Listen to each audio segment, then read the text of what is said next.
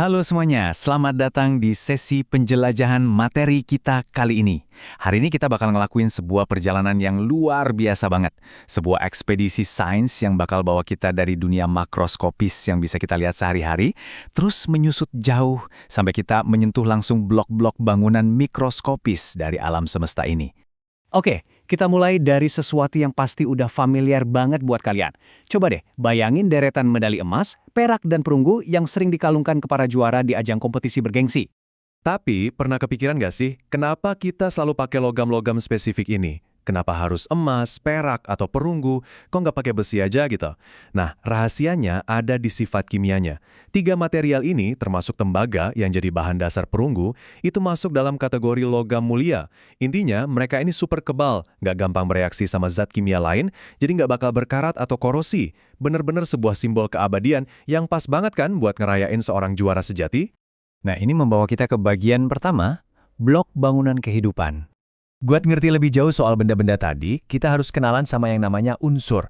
Unsur ini ibarat Lego paling dasar dari suatu zat, dan ya semua benda yang ada di alam semesta pada dasarnya terbuat dari unsur-unsur ini. Dan kita nggak usah jauh-jauh nyarinya. Percaya nggak, cuma 4 unsur non-logam aja udah mendominasi sekitar 96,2% dari total berat badan kalian loh. Oksigen jadi juara pertamanya di angka 65%, disusul karbon 18,5%, hidrogen 9,5%, dan nitrogen 3,2%. Kenapa oksigen dan hidrogen bisa dominan banget? Karena lebih dari separuh tubuh manusia itu isinya air atau H2O. Jadi secara harfiah, kita semua ini adalah kumpulan unsur yang hidup. Lanjut ke bagian kedua, bahasa universal science. Bayangin deh, zaman dulu sebelum ada aturan standar, ilmuwan pakai bahasa daerah masing-masing buat nyebutin logam. Kebayang dong kacaunya kayak apa kalau komunitas sains internasional lagi ngumpul? Untungnya, sebuah organisasi bernama EUPAC nyiptain semacam bahasa saintifik yang universal. Dan cara mereka merumuskannya itu cerdas banget. Mereka pakai nama Latin, dan simbolnya diambil dari 1 atau 2 huruf pertamanya aja. Contohnya nih, emas jadi aurum, makanya simbolnya AU. Besi jadi ferrum alias Fe, dan air raksa itu hydragirum atau Hg. Simple, tapi ngebantu banget. Dan standarisasi bahasa ini ternyata krusial banget. Kenapa? Coba tebak, ada berapa banyak balok bangunan yang harus dihafalin? Ilmuwan kita udah berhasil mengidentifikasi tepat 118 unsur. Dari jumlah itu, 94 diantaranya adalah unsur alami, dan 24 sisanya itu unsur buatan alias sintetis. Nah, 118 unsur inilah yang kalau dikombinasiin bakal ngebentuk apa aja yang ada di kosmos ini. Sekarang, kita masuk ke bagian ketiga, logam dan non-logam. Logam ini ibaratnya sosok jagoan yang tangguh dari deretan unsur yang ada. Mereka ini mayoritas wujudnya padat di suhu ruang, super kuat, tapi hebatnya mereka gampang banget ditempe dan dibentuk sesuai kebutuhan kita manusia. Gak cuma itu, logam juga konduktor listrik yang brilian dan permukaannya bisa mantulin cahaya dengan indah. Fakta bahwa mereka itu penghantar listrik yang baik adalah alasan utama kenapa kita selalu pakai unsur kayak tembaga atau aluminium buat sistem kelistrikan di seluruh dunia. Tapi ya, alam itu selalu suka sama yang namanya pengecualian. Dan bintang utamanya di sini adalah air raksa atau Mercury. Mercury ini benar-benar logam unik yang mendobrak aturan karena wujudnya tetap cair di suhu ruangan. Warnanya perak mengkilap dan sering banget dipakai buat alat laboratorium kayak termometer. Tapi ingat ya, biarpun unik, logam cair ini bahaya banget. Kalau sampai keracunan, dia bisa merusak sistem saraf dan pencernaan kita. Jadi, poin krusial yang mau saya tekankan di sini adalah kontrasnya yang mencolok. Kalau golongan logam itu jumlahnya mendominasi, wujudnya tangguh, dan sangat konduktif, kelompok non-logam malah kebalikannya. Mereka cuma berjumlah 17, sifatnya rapuh kalau dipadatkan, dan kebanyakan wujudnya gas yang bahkan nggak kelihatan sama mata kita. Tapi jangan salah, justru unsur-unsur gas rapuh inilah yang menyusun tubuh kita dan menopang kehidupan di bumi. Kalau kita perhatiin lagi, variasi fisik dari ke-17 non-logam ini di suhu ruang, hasilnya luar biasa beda-beda. Mayoritas dari mereka, 11 unsur, melayang-layang bebas sebagai gas. Pikirin aja soal gas helium di dalam balon udara atau gas neon yang bikin lampu landasan pacu nyala terang. Terus, 5 diantaranya berwujud padat, kayak karbon yang ada di ujung pensil yang kalian pakai.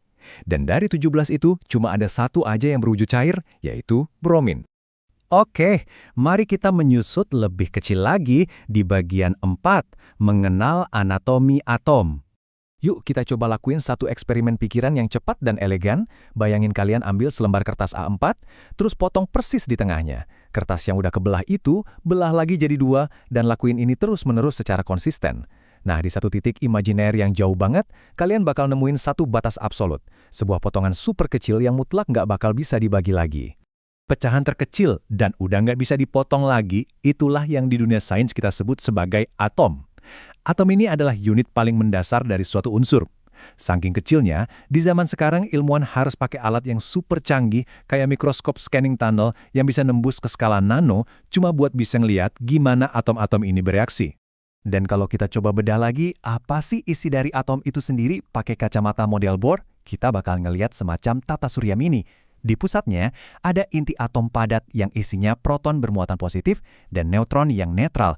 Di sekeliling inti atom ini, ada awan elektron bermuatan negatif yang berputar kenceng banget tanpa henti, dikendalikan langsung oleh kekuatan gaya elektromagnetik. Nah, bagian yang paling menentukan dari sistem atom ini adalah elektron-elektron yang posisinya ada di lintasan paling luar. Kita biasa nyebutnya elektron valensi. Elektron valensi ini kayak tangan yang aktif banget ngulur keluar buat saling berikatan dengan atom-atom lain di sekitarnya. Ikatan-ikatan antar atom inilah yang pada akhirnya bakal menghasilin molekul dan senyawa yang ngebentuk seluruh dunia fisik kita. Sekarang kita agak mundur sedikit untuk melihat gambaran besarnya di bagian 5, tabel periodik unsur. Tabel periodik ini kerjanya benar-benar brilian. Dia merapikan dan mengatur semua daftar 118 unsur tadi murni berdasarkan hukum elektron valensi ini. Ilmuwan nemuin fakta kalau unsur-unsur yang punya jumlah elektron valensi sama ternyata punya perilaku dan sifat kimia yang mirip banget. Jadi mereka dikelompokkan ke dalam kolom-kolom spesifik. Hasilnya, kita dikasih sebuah peta mahakarya universal yang luar biasa rapi. Jadi, sebagai penutup sesi penjelajahan kita hari ini, saya menantang kalian nih. Coba deh lihat benda-benda yang ada di sekeliling ruangan kalian sekarang. Kombinasi atom tersembunyi apa aja sih yang sebenarnya lagi ada di depan mata kalian? Mungkin unsur logam yang ada di gagang pintu, atau gas nitrogen yang lagi mendinginkan ruangan kalian. Semuanya tanpa terkecuali adalah hasil dari tarian elemen mikroskopis ke 118 blok bangunan kehidupan ini. Menarik banget kan? Sampai jumpa di eksplorasi sains kita berikutnya.